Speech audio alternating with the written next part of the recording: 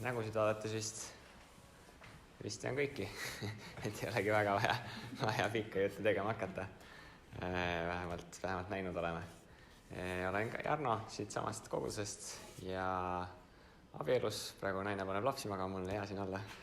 Et selles mõttes on hea tööde jaotus. Me just enne arutasime abikaasaga, et kui kumbki meist teenimisvaldkonnas midagi nagu teeb, siis tegelikult on nagu teine alati see, kes nagu peab teenima või selle nii-öelda enda peale võtma. Et nüüd arutasime, et kui järgmine kord midagi minult palutad, siis tegelikult peate Annelile helistama küsima, et kas Arno tohib minna ja vastupidi, et siis mulle helistada, sest siin on päris mõnus seista ja mugav ja saab pärast veel head süüa ja ehk siis on mõnus. Ja muidu igapäevaselt olen produktiivsusklubis töötan ja teeme siis koolitusi ettevõtetes enamasti ja aitame siis sellist nagu aja planeerimissüsteemi inimestel tööle panna, et kuidas oma ülesanded asju, kalendreid, to-do-list asju hästi toimuma panna, nii et ülesanded asjad ei kaoks ära, vaid saaks kõik niisuguses heas struktuuri ja korraldatud. Ja täna siis rahateema ja mida piibel selle kohta ütleb, mida me saame enda jaoks läbi mõtestada ja kui oluline see raha meie jaoks peaks olema. Ja kunagi keegi kantslis mainis, et raha on Jeesuse poolt kõige enam õpetatum teema. Ma ei tea, kas vastab tõele või mitte, aga et räägib rahast rohkem kui armastusest ja muust. Proovisin siis, vaatasin järgi, trükkisin piibel.netti sisse raha ja vastaid tuli 453. Muidugi suure töö ära tegi härra Abraham, kes on ka Abrahaman. Ehk siis võttis päris suure hulga nendest märksõnadest enda peale, nii et neid kokku ilmselt nii palju ei olnudki. Aga selle koha pealt ei oskagi öelda täpselt, aga tõesti see on päris palju käsitletud teema ja see on midagi, mis võib olla väga suureks õnnistuseks ja ka samamoodi väga suureks raskuseks. Aga kohe alguses mõelda, et kas raha on siis oluline. Ja tegin natukene uurimistööd ja vaatasin selliseid andmeid, et mida inimesed ütlevad pärast või just vahetult enne surma või kui nad on surivoodil ja mõtlevad elule tagasi, et mis siis on nende jaoks elus oluline. Päris huvitav teema, mille peale mõelda ja erinevaid nagu artikleid, blogipostitusi oli selle koha pealt, natuke uurisin neid ja üks võttis 12 asja, mis on inimesed öelnud, enam-vähem tundusid kattuvad. Ja mõtlesin, ma loen need teile ette, et võite vaikselt nende asjade peale mõelda. Ehk siis, mida on inimesed öelnud, mida nad elult siis on oodanud enne seda, kui nad on suremas. Esiteks, ma oleks tahtnud rohkem veeta aega inimestega, keda ma armastan. Teiseks, ma loodan või mulle oleks meeldinud, kui ma oleksin muretsenud vähem. Kolmandaks, mul oleks meeldinud, kui ma oleksin rohkem andestanud. Neljandaks, mul oleks meeldinud, kui ma oleksin enda eest seisnud rohkem. Järgmiseks, mul oleks meeldinud, kui ma oleksin rohkem elanud seda elu, mis minu jaoks on oluline, mitte seda elu, mis teised eeldavad või ootavad minult. Järgmiseks, mul oleks meeldinud, kui ma oleksin olnud ausam. Mul oleks meeldinud, kui ma oleksin vähem töötanud. Mul oleks meeldinud, kui ma oleks vähem arvanud või hoolinud sellest, mida teised inimesed minust arvavad. Mul oleks meeldinud, kui ma oleksin elanud enda võimete kohaselt oma tõelise potentsiaali välja. Mul oleks meeldinud, kui ma oleksin vastu seisnud oma hirmudele. Mul oleks meeldinud, kui ma oleksin järele jätnud valede asjade tagaajamise. Ja mul oleks meeldinud, kui ma oleksin rohkem nautinud hetke.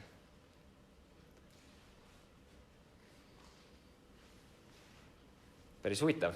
Ja kui mõelda nüüd raha peale, kui ahvatlev see siin maailmas tundub, kui palju me selle nimel vaeva näeme, kui palju see tekitab meile probleeme.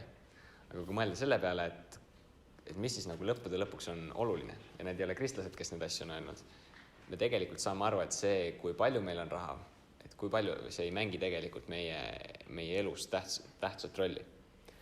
Aga ikkagi me oleme kogu aeg nii seotud selle rahaga, me kuidagi nii pingutame selle, me armastame seda raha nii palju.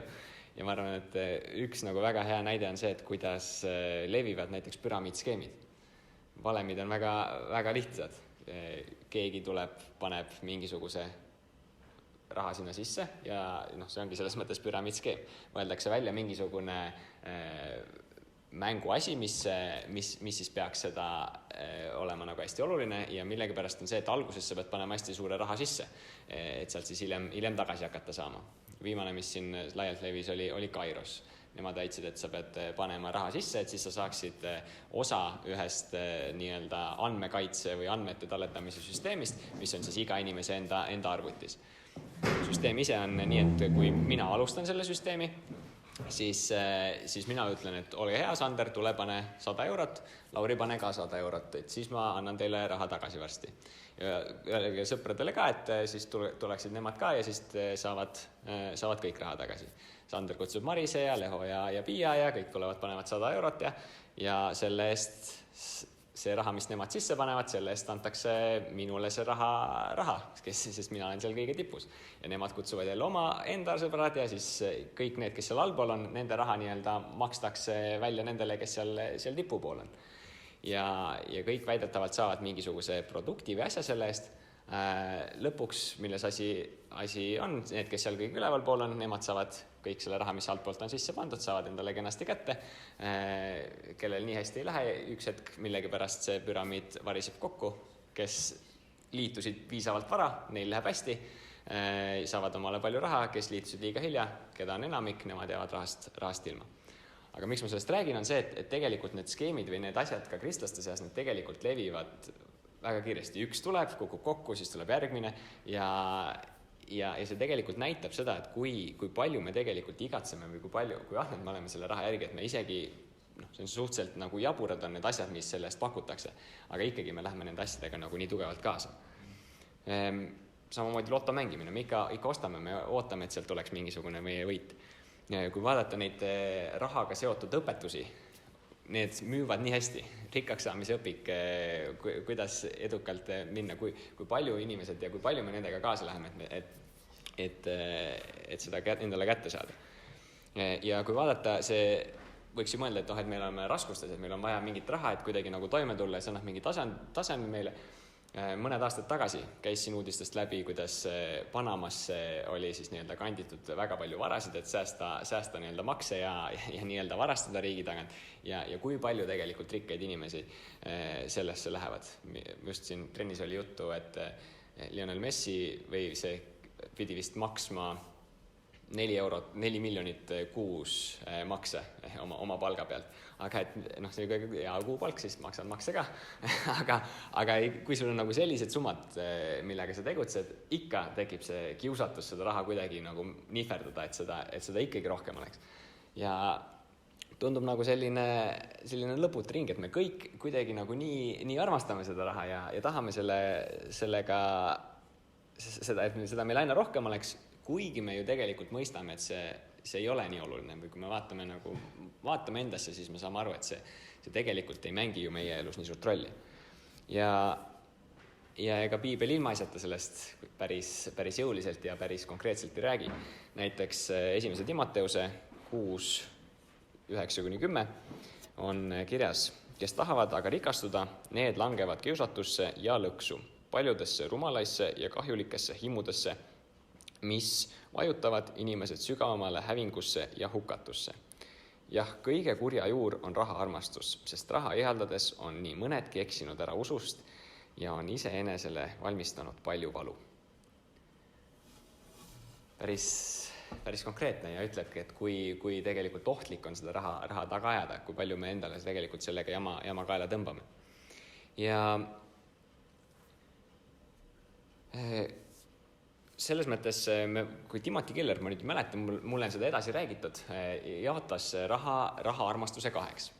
Üks esimene pool ongi see, et me tahame saada rikkaks, me ihaldame neid ilusaid asju, ilusad autod, lennukeid, et saaks palju reisida. See on nagu üks selline raha armastuse vorm, et me tahame saada rikkaks või edukaks.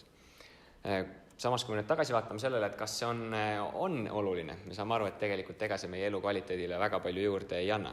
Ja kui palju ohtusid sellega on, kui sul on palju raha, sul tekivad lisakiusatused, sa pead selle raha kasutamise eest vastutama ja sul on nagu niivõrd palju lihtsam libastuda, kui sul on see nii-öelda suur võim seda raha kuritarvitada, teha selle asjaga kurja. Ja ma ise enda jaoks nagu olen mõtestanud, et see raha on selline päris karm koorem. Et kui sul seda palju on, siis kui suur vastutus sul tegelikult sellega langeb. Sellega, et selle rahaga päriselt niimoodi ümber käia, et sellest tuleks au Jumalale. Ja see ongi koorem, mida ilmselt enamik ei jaksa kanda, ja kui see on igatsus või midagi, et mis sul võiks olla, siis sa pead ise olema väga tugev ja enda jaoks nagu väga, väga selgesti olema aru saanud, kas sa oled valmis seda koormat kandma ja selle rahaga toime tulema nii, et sa saaksid ennast sellest kiusatusest lahti. Ma ei tea, kui palju teil seda probleemi on, et liiga palju raha peaks nüüd kogu aeg olema ja miljonid tulevad, et ilmselt praegu siin meil seda muret nii otseselt ei ole. Küll aga mis Timothy Keller siis, no isegi kui ta seda ei väitnud, siis minu arust on päris hea point ja võib seda kasutada. On see, et me raha armastus sellest küljest, et me vajame seda raha, et meil oleks turvatunne ja me saaksime selles nagu, meil omaksime nii-öelda kontrolli. Ja vaat see on küll, ma arvan, et asi, millega me kõik tegeleme, et me vajame seda, et meil oleks selline hea turvatunne ja et meil oleks nagu kõik kontrolli, meil oleks piisavalt raha. Ja jällegi üks edasi räägitud lugu, et üks etooplane tuli Eestisse ja küsiti, et no kuidas siis siin olla on. Ja tema vastan oli, et kristlane, et siin on ikka nii raske olla kristlane, sest sul ei ole vaja Jumala peale loota. Sul on kõik olemas. Sul on kõik mugavused olemas, sul ei ole kunagi kõht tühi ja sul on peavari olemas. Etioopias on palju raskem, sul on kogu aeg küsimus, et kas saad süüa või ei saa süüa ja sul on vaja seda lootmist Jumala peale. Aga meil on seda raha nii palju, et meil seda otseselt vaja ei olegi. Me saame ellu jääda isegi ilma Jumalata. Ja see ongi see turvatunne, mida meile Jumal annab. Ma usun, et olete kõik kuulnud seda lugu Lesknaisest, kes käis templisse ja paljud rikkad panid suure osa oma rahast sinna annetusse ja Jeesus tõi Lesknaise just eeskujuks sellega, et tal ei olnudki midagi, aga ta oli sellest hoolimata valmis loobuma sellest vähesestki, mis talle võis veel seda turvatunnet anda ja pani oma viimses ära ja usaldas kõiges ülejäänus Jumalat. Ja mis on veel väga huvitav film, mis seda teemat käsitleb, kuidas oma sellist turvatunnet ja rahast sõltuvust nii-öelda käsitleb seda teemat, on Fight Club. Kui paljud on seda filmi näinud? See on mul üks lemmikfilme ja see on lihtsalt nii sügav selle filmiga nii, et esimene kord vaatad ära, mõtled, mis asi see nüüd oli. Mingid vennad käivad peksavad 11 keldris. siis teist korda vaatad, siis ikka väga ei saa aru. Siis mina vaatasin umbes tund aega YouTube'ist videosid, et keegi aitaks mul seda lahti mõtestada. Ja siis vaatasin uuesti seda filmi. Ja kui sügav see tegelikult on ja ta tegelikult sõdibki selle kapitalismi ja selle raha armastuse vastu ja kuidas me oleme nii nagu sõltuvad sellest ja me oleme ennast nagu üles ehitanud sellele, et meil on väga, väga tugevalt vaja seda nagu tuge ja seda, mis me oleme ümber ehitanud ja kuidas ta siis ka nagu läbi sellise väga huvitava, natuke imeliku nii-öelda loo jutustab sellest, et kuidas ennast ka nagu sellest vabaks lasta või kuidas nagu sellest rütmist nii-öelda välja tulla.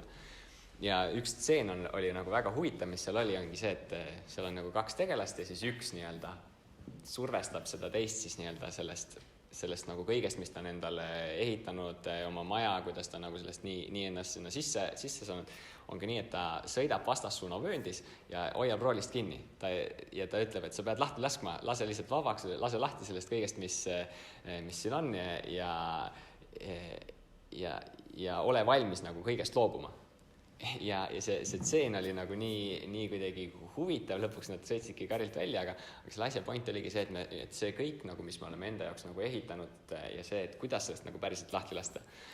Et väga, väga nii-öelda põnev film, mida selle pilguga vaadata. Ja mida veel meile piibel raha kohta räägib, seesama, mis on kirjutatud, kui ma ütlesin, kas Luuka oli vist 19 kuni 34, Jeesus räägibki mõistukõne sellest, et kuidas me tegelikult peame lahti laskma rahast ja kui me vaatame, kuidas Jumal hoolitseb lindude, taimede eest ja siis me saamegi selle tõotuse pealt aru, et kui palju me tegelikult saame Jumalat usaldada, me ei pea enda kuidagi identiteeti või turvalisust siduma selle rahaga.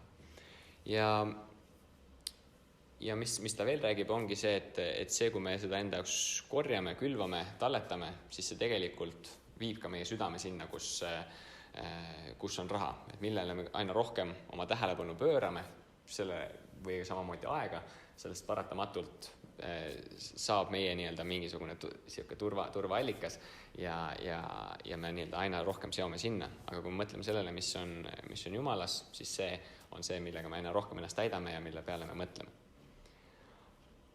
Aga mis me siis teeme, kui see raha nii ohtlik ja paha on? Üks võimalus on see, et ignoreerime seda asja ja ärme siis mõtle rahast ja ärme tegele selle teemaga.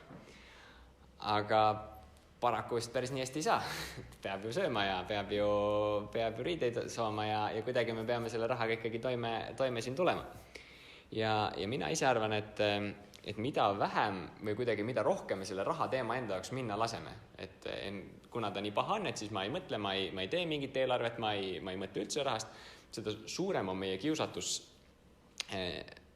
et käituda nii, nagu meile parasjagu mugav on või nii, nagu kõik ümberringi teevad, läbi mõtlemata ja kuna see ikkagi on nagu nii suur raskus meie jaoks ja me ei ole enda jaoks seda asja läbi palvetanud, siis on väga lihtne käituda lihtsalt nii, nagu kõik teised.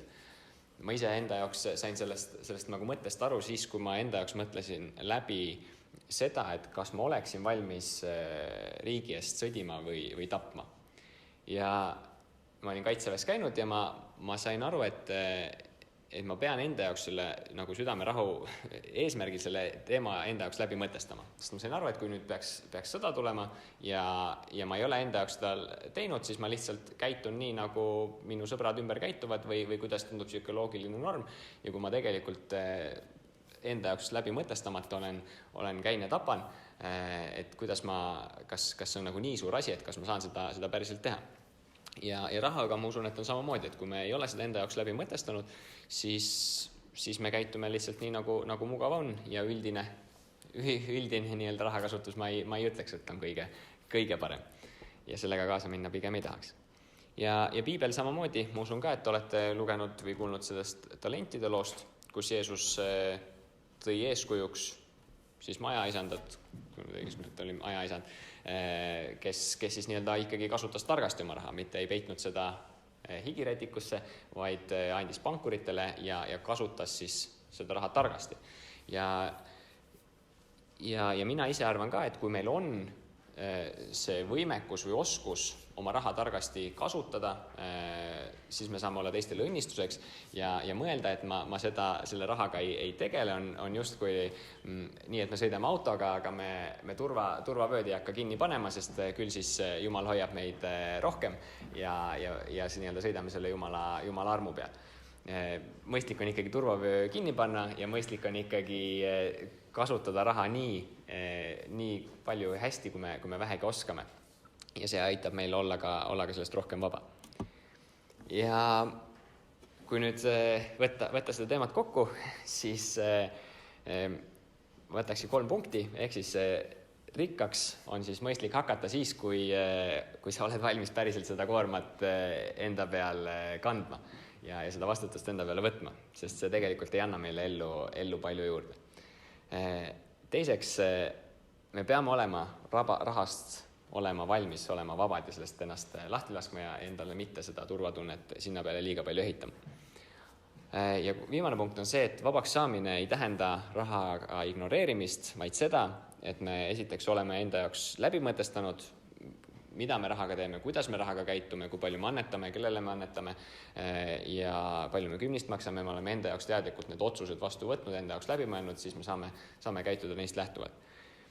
Teiseks, kuidas siis saada vabaks sellest raha turvatundest, ongi lihtsalt teadlikult rasketes olukordades teha õigeid otsuseid. Kui ongi vaja kedagi aidata, ongi vaja midagi teha ja sul on nii suur kiusatus on seda raha kuidagi enda jaoks hoida või talletada, siis päriselt sellest lahti lasta ja seda teha. Ja ka võib-olla enne, kui sul on tabelid, numbrid ei mängi päriselt välja, siis ikkagi olla valmis aitama. Ja viimane punkt, mis on, ma usun, et kõige olulisem, on see, et kui me pidevalt ikkagi oleme Jumalas, me käime teenistustel, palvetame, ülistame, loeme piiblit ja me täidame ennast aina rohkem sellega, mis on tõde, siis me toidame seda koera, mis on meie jaoks oluline ja meil on väga palju lihtsam vastu seista nendele kiusatustele, et seda raha kuskile mujale kasutada. Ja nüüd lähen natuke praktiliseks, et näitan mingeid mõtteid, mis mina olen ise enda raha kasutamisel kasutanud ja võib-olla aidanud selles osas ka enda jaoks neid rahateemasid läbi mõelda, aga Kasparil oli enne küsimus. Kui näiteks on väga palju raha, sa saad aidata haiglates anda, kui on väiksed lapsed, kes on vähihaiged, sa saad nendele annetada, kus on palju raha. See on üks hea tegu ja siis võib palvetada. Jah, see on väga hea ja kui sul on raha ja sa seda teed, siis on see väga suur õnnistus. Ja selles mõttes ma ise arvangi, et kui sul on seda raha, siis see ongi pigem selline väljakutse, et seda rahaga niimoodi jaotada ja oma kiusatustele vastu, et see läheks õigesse kohta. Ja nii on, jah. Aga kuidas mina olen enda jaoks natuke neid rahateemasid lahti mõtestanud, nii et ma saaksin olla natuke rohkem neid läbi mõelnud. Esimene asi, et ma ise olen enda jaoks mõtestanud lahti üldse laiemalt, et mis on minu siis ka elu mõte. See sama asi, millest ma alguses rääkisin, et sama mõelda, et mida ma elus enda jaoks tagasi mõtlen, siis ma olen seda teinud juba praegu, ma suremas veel ei ole õnneks, ma loodan vähemalt hea, aga ma olen ikkagi seda mõelnud, et mis on minu jaoks, oleks praegu oluline, kui ma siis elus tagasi mõtlen. Ja ma olen sellest kirjutanud erinevates eluvaldkondades, erinevad sellised mõtted, et kuidas ma tahaksin oma elu elada. Ja üks valdkond on ka raha ja ma vaatan seda iga aasta üle, mis ma olen kirja pannud ja mõtestan seda enda jaoks läbi, et kas see minu jaoks endiselt oluline. Ja mis ma raha koha pealt olen kirja pannud näiteks, ongi see, et raha on minu jaoks kõrvalseisev nähtus, millele ei pea liialt mõtlema ning mille kaudu saab teisi teenida. Kõrvalseisev nähtus, millele ei pea liialt mõtlema ning mille kaudu saab teisi teenida. Ja see on siis minu selline nägemus, et kuidas mina tahan elada oma raha kasutust. Ja ma iga aasta mõtestan seda läbi ja see aitab mul hoida seda, et ma ka päriselt käituksin selle moodi. Ja mis veel, paar sellist suhteliselt lihtsat praktilist asja, mis aitab ka sellist raha kasutust hoida endaga kontrolli all, et me oleksime targad raha kasutamises. Esimene asi on oma kulutuste analüüs. Võib Sander panna selle pildi.